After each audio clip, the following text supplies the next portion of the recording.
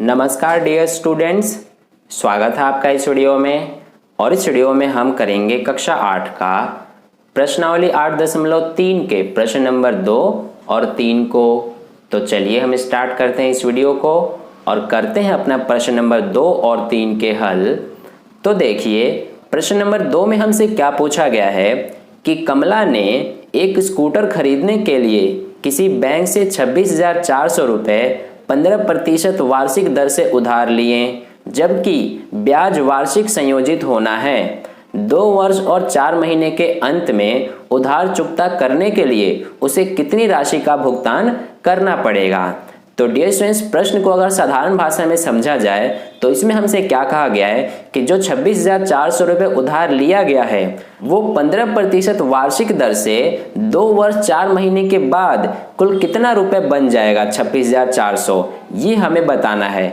और इसमें जो हमारा ब्याज है वो वार्षिक रूप से संयोजित है, ठीक है, यानी कि वर्ष में एक बार देना है ब्याज को। तो चलिए अब हम इसका यहाँ सॉल्यूशन करते हैं। देखिए प्रश्न के नीचे आपको यहाँ संकेत भी दिया गया है कि ब्याज को वार्षिक संयोजित करते हुए पहले 2 वर्ष के लिए ए ज्ञात कीजिए। ए का मतलब है कुल राशि यानी कि अमाउंट, और दूसरे वर्ष की कुल राशि पर 4/12 वर्ष का साधारण ब्याज ज्ञात कीजिए। तो डियर स्टूडेंट्स, प्रश्न को जरा ध्यान से समझिए कि इसमें हमें टाइम क्या दिया गया है, 2 वर्ष और 4 महीने। तो जो इसमें हम कुल राशि ज्ञात करेंगे सबसे पहले वो 2 वर्ष का ज्ञात करेंगे, क्योंकि 2 हमारा क्या है, एक पूर्ण संख्या है। लेकिन 4 जो हमारा है ये भी एक पूर्ण संख्या है, लेकिन ये महीने में 4 महीने हैं, इसलिए अगर इसको हम वर्ष में चेंज करेंगे तो ये पूर्ण संख्या नहीं रहेगा। तो इसलिए सबसे पहले हमें 2 वर्ष के लिए कुल राशि ज्ञात करना पड़ेगा, और फिर जो 2 वर्ष का कुल राशि आएगा उसको मूलधन मानते हुए हम 4/12 वर्ष का साधारण ब्याज ज्ञात करेंगे, और फिर दोनों को हम जोड़ देंगे तो हमें पता चल जाएगा कि 2 वर्ष और 4 महीने के बाद कुल कितना भुगतान करना पड़ेगा। ठीक है, तो चलिए अब हम इसका यहाँ सॉल्यूशन करते हैं। सबसे पहले हम यहाँ पर क्या लिखेंगे कि जो उधार ली गई राशि है वो कितना है। तो यहाँ पर हम लिख लेंगे कि उधार ली गई राशि। तो उधार ली गई राशि कितनी है, 26,400 रुपये, और ये हमारा क्या है, यहाँ पर मूलधन है उधार ली गई राशि, जिसको हम प्रिंसिपल यानी पी से दिखाते हैं। तो ये हमारा कितना है, 26,400 रुपये। ठीक है, इसके अलावा हमें दर क्या दिया गया है, दर यानी कि रेट यानी कि आर, ये हमें दिया गया है 15% वार्षिक। ठीक है, तो इसको भी हमने यहाँ पर लिख लिया दर को, और इसके अलावा हमें इसमें समय दिया गया है। समय को हम किससे दिखाते हैं, एन से, यानी नंबर ऑफ टाइम। ये हमें दिया गया है 2 वर्ष, और इसके अलावा हमें 4 महीने दिए गए हैं। तो यहाँ पर हम लिख लेंगे कि 2 वर्ष और 4 महीने। अब यहाँ पर हमें सबसे पहले एक काम करना पड़ेगा कि जो ये 4 महीने हैं इसको भी हमें वर्ष में चेंज कर देना पड़ेगा। ठीक है, तो यहाँ पर हम अगर 4 महीने को वर्ष में चेंज करेंगे तो ये हम कैसे करेंगे, जो 4 है इसमें 12 से भाग दे देंगे, क्योंकि एक वर्ष में 12 महीने होते हैं इसलिए। तो ये हमारा कितना बन जाएगा, ये 2 वर्ष तो हमारा रहेगा ही, ये हमने लिख दिया 2 वर्ष, और जो हमारे ये 4 महीने हैं इसको वर्ष में चेंज करने के लिए 4 में 12 से भाग दे देंगे। ठीक है, तो ये हमारा 4/12 वर्ष हो गया। तो इस तरह से ये हमारा 2 वर्ष और 4/12 वर्ष, ये हमने यहाँ पर समय लिख दिया।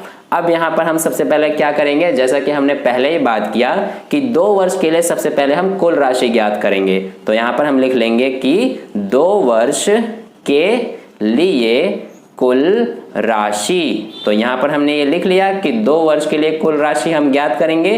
कुल राशि का मतलब है क्या, अमाउंट यानी कि ए। तो ये हम कैसे ज्ञात करेंगे, इसको ज्ञात करने का सूत्र क्या होता है हमारे पास, A is equals to P bracket में 1 + r बटे में 100 की घात n, यही सूत्र होता है। तो अब देखिए इस सूत्र पर हम मान रख देते हैं। ये P का मतलब क्या है, प्रिंसिपल यानी कि मूलधन। तो ये हमें दिया गया है 26,400 रुपये, फिर ये ब्रैकेट का ब्रैकेट आ गया, और ये 1 प्लस ये R यानी कि रेट कितना है, 15%। तो ये हमने लिख दिया 15, और बटे में क्या है 100, और इसकी घात कितनी है n, और n का मान कितना है 2 वर्ष और 4 महीने, यानी कि 2 वर्ष और 4/12 वर्ष। लेकिन यहाँ पर हम 2 वर्ष के लिए कुल राशि ज्ञात कर रहे हैं, इसलिए हम सिर्फ ये 2 वर्ष ही लेंगे। तो यहाँ पर हम लिख देंगे 2।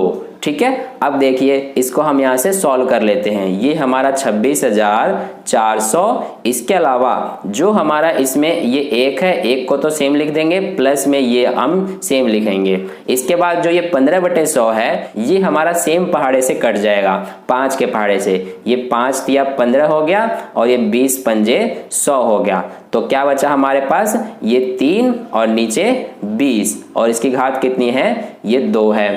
ठीक है, यहां तक क्लियर है। अब देखिए आगे हम इसको सॉल्व करें तो ये हमारा क्या हो जाएगा, ये 26,400 ब्रैकेट में ये हमारा, इसको हम कैसे सॉल्व करेंगे, 20 और 1 का गुणा करेंगे, 20 एकम 20 प्लस में 3 हो जाएगा, तो 20 + 3 23 बटे में ये 20 है और इसकी घात कितनी है, 2। तो यहां से अब देखिए हम क्या करेंगे कि ये 26,400 को सेम लिखेंगे और ये ब्रैकेट हटेगा तो गुणा का चिन्ह लगेगा और ये हमारा 23 बटे में 20 है, इसकी घात 2 है इसलिए ये 2 बार लिखा जाएगा। तो ये हमने 23 बटे 20 को 2 बार लिख दिया। अब यहाँ से 1 0 से 1 0 कट जाएगा और ये 1 0 से 1 0 कट जाएगा। अब इसके अलावा ये 2 एकम 2, ये 2 एकम 2, ये 2 तिया 6 और ये 2 दूना 4, ये हमारे कट गए। इसके अलावा ये भी हमारा 132 कट जाएगा इस 2 के पहाड़े से, ये 2 एकम 2 और ये 2 छिक 12 हो गया और इसका ये 1 बचा तो ये हमारा 12 हो गया, ये भी हमारा 2 छिक 12। ठीक है, तो ये हमारा 66 आ गया। अब हम इसको यहाँ लिख लेते हैं। ये क्या बचा हमारे पास, 66 गुणा ये 23 गुणा ये वाला 23। अब ये हमारे पास बचा है, अब इनको हम गुणा कर लेते हैं। तो देखिए 66 को अगर 23 में गुणा करें और फिर जितना आएगा उसको 23 में गुणा करें तो हमें कितना प्राप्त होगा, ये हमें प्राप्त होगा 34,914 रुपए। ठीक है, तो ये हमारा आ गया अमाउंट यानी कि कुल राशि, जिसको हम ए से भी दिखाते हैं। ए का मतलब है अमाउंट और अमाउंट का मतलब है कुल राशि। तो ये हमारा आ गया कुल राशि 34,914 रुपए। लेकिन ये हमारा सिर्फ 2 वर्ष का आया है, अभी हमें 4/12 वर्ष का भी निकालना है तो इसको हम यहाँ पे कर लेते हैं। तो सबसे पहले हम यहाँ पर लिख लेते हैं कि अब हम क्या करेंगे, 4/12 वर्ष का साधारण ब्याज निकालेंगे। तो यहाँ हम लिख लेंगे अब 4/12 वर्ष का साधारण ब्याज। तो हम साधारण ब्याज कैसे निकालते हैं, जैसा कि आपको साधारण ब्याज ज्ञात करने का सूत्र पता होगा।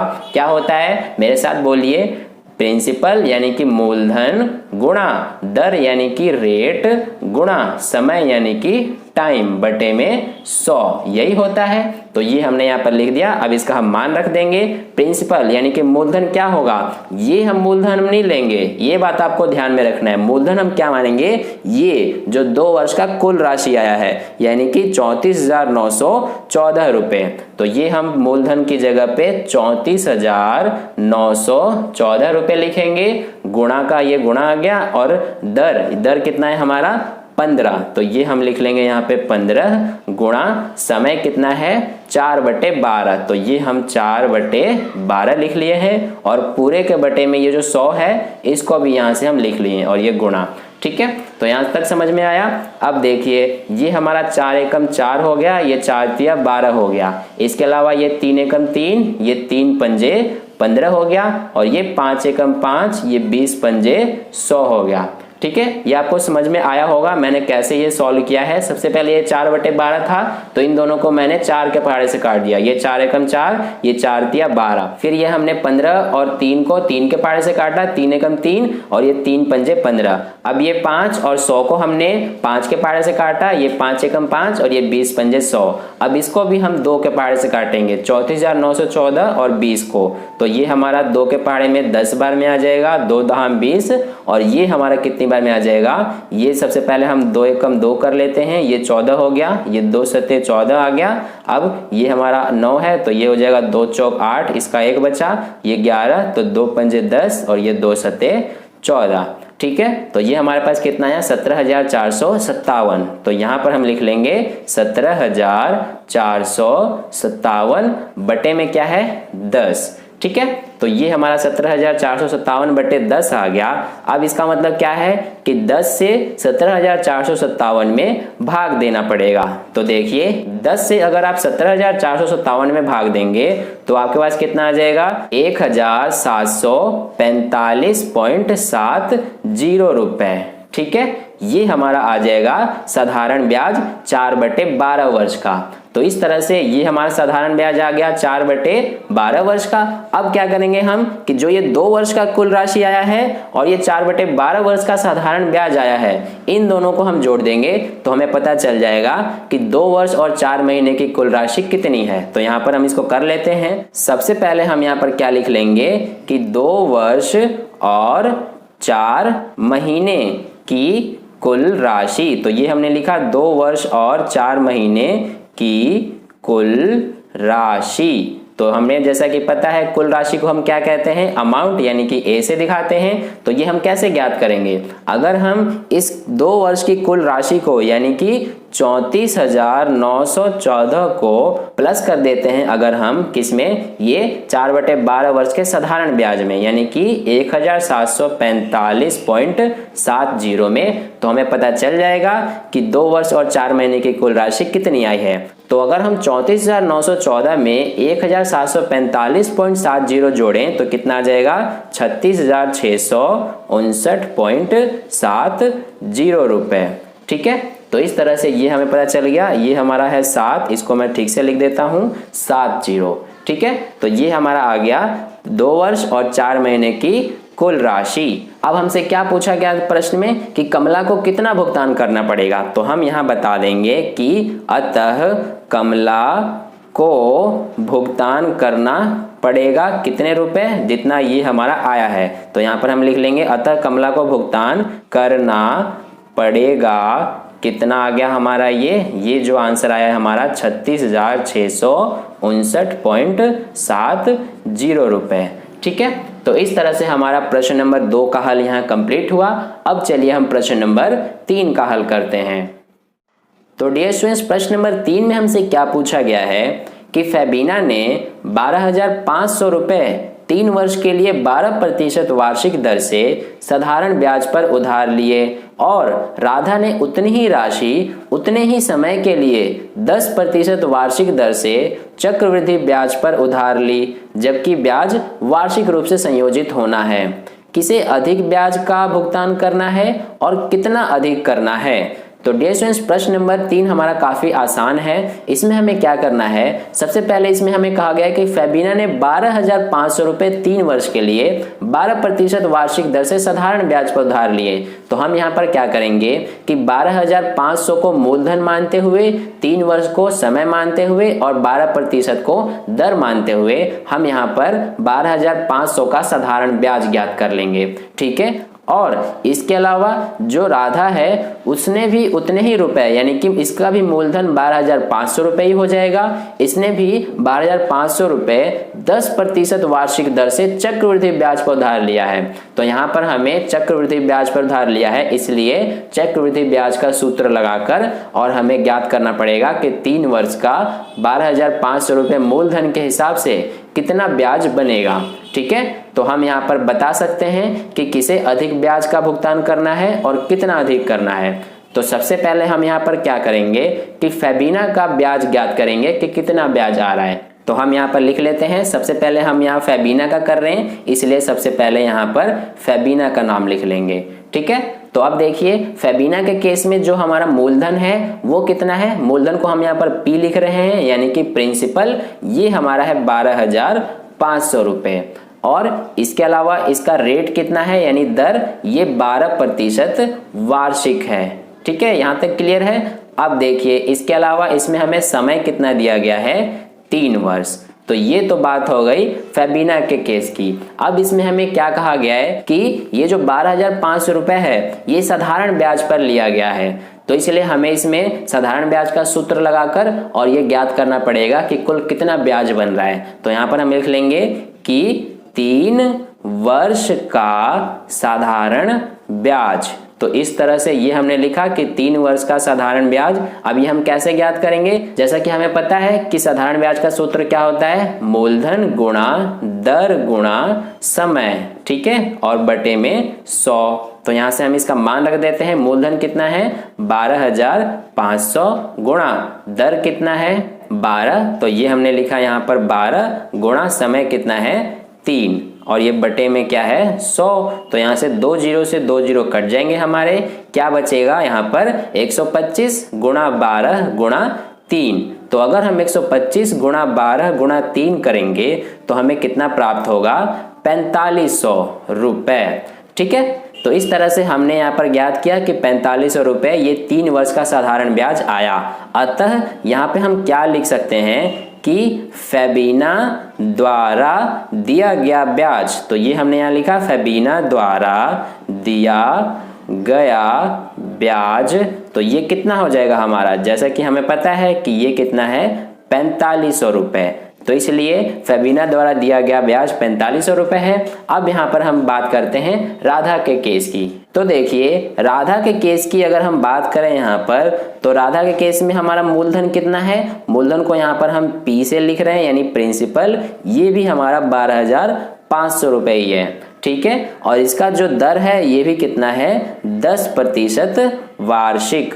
तो ये हमने यहाँ पर मूलधन और दर लिख लिया। इसके अलावा समय कितना है इसमें, ये भी 3 वर्ष ही है। ठीक है, तो इस तरह से ये हो गया। अब ये जो राधा है ये उधार चक्रवृद्धि ब्याज पर ले रही है, यानी कि इसने उधार जो लिया है ये 12,500 ये चक्रवृद्धि ब्याज के हिसाब से लिया है। तो हमें इसका कुल राशि भी बताना पड़ेगा। तो हम यहाँ पर अब कुल राशि ज्ञात करेंगे। और हम कुल राशि कैसे ज्ञात करेंगे, जैसे कि आपको पता है कि इसका सूत्र क्या होता है, A = P ब्रैकेट में 1 + R बटे में 100 की घात n, यही होता है। तो यहां से देखिए अब हम मान रख देते हैं P, प्रिंसिपल कितना है यहाँ पर 12,500 ब्रैकेट में ये हमारा 1 प्लस R कितना है इसमें 10%, यानी कि दर है 10% बटे में ये 100 आ गया और इसकी घात कितनी है n, n का मतलब है 3, तो ये हमने लिख दिया 3।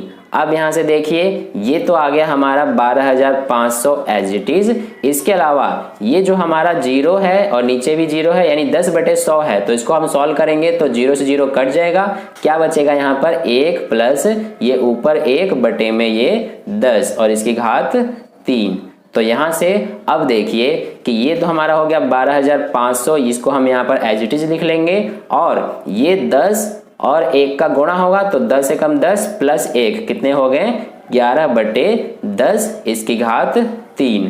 तो यहाँ से 12,500 और ये ब्रैकेट हटेगा तो गुणा का चिन्ह लगेगा और 11/10 की घात 3 है। इसका मतलब क्या है कि 11/10 3 बार लिखा जाएगा। तो ये हमने 11/10 को 3 बार इस तरह से लिख दिया। अब यहाँ पर 1 0 से ये 1 0 कट जाएगा, ये 1 0 से 1 0 कट जाएगा और इसके अलावा ये हमारा 125 और 10 5 के पहाड़े से कट जाएंगे, ये 5 दूना 10 और ये 25 पंजे 125। ठीक है, तो अब देखिए क्या बचा हमारे पास, ये 25 गुणा ये 11 गुणा ये वाला 11 गुणा ये 11 और बटे में 2। ठीक है, अब देखिए अगर हम 25 गुणा 11 गुणा 11 गुणा 11 करें तो हमें कितना प्राप्त होगा, ये हमें प्राप्त होगा 33,275 बटे में जो 2 है इसको हम यहाँ लिख लेंगे 2। अब इसके अलावा देखिए अगर हम 33,275 में भाग देते हैं 2 से तो हमें कितना प्राप्त होगा 16,637.50। तो इस तरह से ये हमारा 16,637.50 ये आ गया कुल राशि। तो यहाँ पर हम लिख लेंगे कि कुल राशि यानी कि अमाउंट ये आ गया हमारा 16,637.50 रुपए। तो इस तरह से ये हमने यहाँ पर ज्ञात किया अभी कुल राशि। अब हमें इसमें चक्रवृद्धि ब्याज भी बताना है। जैसे यहाँ पर हमने फेबिना के केस में ब्याज बताया 4500 रुपए, ऐसे ही इसके राधा के केस में भी हमें ब्याज बताना होगा। ये तो हमने अभी कुल राशि ज्ञात किया है, तो हम चक्रवृद्धि ब्याज कैसे ज्ञात करेंगे। देखिए जैसा कि आपको पता है कि चक्रवृद्धि ब्याज ज्ञात करने के लिए, और चक्रवृद्धि ब्याज को इंग्लिश में हम CI कहते हैं यानी कि कंपाउंड इंटरेस्ट, तो इसको ज्ञात करने के लिए हम क्या करते हैं कि जो हमारा कुल राशि होता है यानी कि 16,637.50 ये हमारा कुल राशि आया है, इसमें से हम माइनस कर देते हैं मूलधन को यानी कि 12,500 माइनस हो जाएगा। तो देखिए अगर हम 16,637.50 में से 12,500 माइनस करें तो कितना प्राप्त होगा 4,137.50 रुपए। ठीक है, तो ये आ गया हमारा राधा का ब्याज, यानी कि राधा को 4137.50 रुपए ब्याज देना पड़ेगा। अब यहाँ पर आप कंपैरिजन कर सकते हैं कि जो ये हमारा फेबीना का ब्याज है 4500 रुपए और ये जो राधा का ब्याज है 4137.50 रुपए, दोनों में से किसका ज्यादा ब्याज है। तो जैसे कि आप देख सकते हैं कि फेबीना का ज्यादा ब्याज है, अतः यहाँ पर हमारा आंसर क्या हो जाएगा कि हम क्या लिखेंगे अब कि फेबीना को अधिक ब्याज का भुगतान करना है। जैसा कि हमसे प्रश्न में भी यही पूछा है कि किसको अधिक ब्याज का भुगतान करना है, तो यहाँ पर फेबीना को अधिक ब्याज का भुगतान करना है, तो इसलिए हम यहाँ लिख लेंगे कि अतः फेबीना को अधिक ब्याज का भुगतान करना है। अब हमसे ये भी पूछा है कि कितना अधिक, तो हम ये कैसे बताएंगे। तो यहाँ पर हम सबसे पहले लिख लेते हैं कि कितना अधिक है, ये हम यहाँ लिख लेते हैं कि जितना अधिक। इसको हम कैसे ज्ञात करेंगे कि जो हमारा ये अधिक वाला ब्याज है यानी कि 4500, इसमें से हम माइनस कर देंगे कम वाले ब्याज को यानी कि 4137.50 को, तो हमें पता चल जाएगा कि कितना अधिक ब्याज है। तो देखिए 4500 में से 4137.50 माइनस करेंगे तो क्या बचेगा 362.50 रुपए। तो इस तरह से ये हमारा आ गया प्रश्न नंबर 3 का सॉल्यूशन, ये कंप्लीट हुआ। आई होप आपको दोनों प्रश्नों का काफी अच्छे से समझ में आए हैं। अगर समझ में आया है तो इस वीडियो को लाइक कर दीजिएगा और पहली बार वीडियो को देख रहे हैं तो चैनल को सब्सक्राइब करके नोटिफिकेशन बेल का आइकन प्रेस कर लेना, ताकि अगली वीडियो जैसे मैं अपलोड करूं उसका नोटिफिकेशन सबसे पहले आपको मिल जाए। और अपने दोस्तों के साथ भी इस वीडियो को शेयर कर देना ताकि उन्हें भी इससे हेल्प मिल जाए। और कहीं पे भी कोई डाउट है प्रश्न में तो आप नीचे कमेंट करके मुझसे पूछ सकते हैं, मैं आपको समझाने की पूरी कोशिश करूंगा। तो फिर मिलते हैं अगले वीडियो में नए प्रश्न के साथ, तब तक के लिए अपना ध्यान रखिए। धन्यवाद।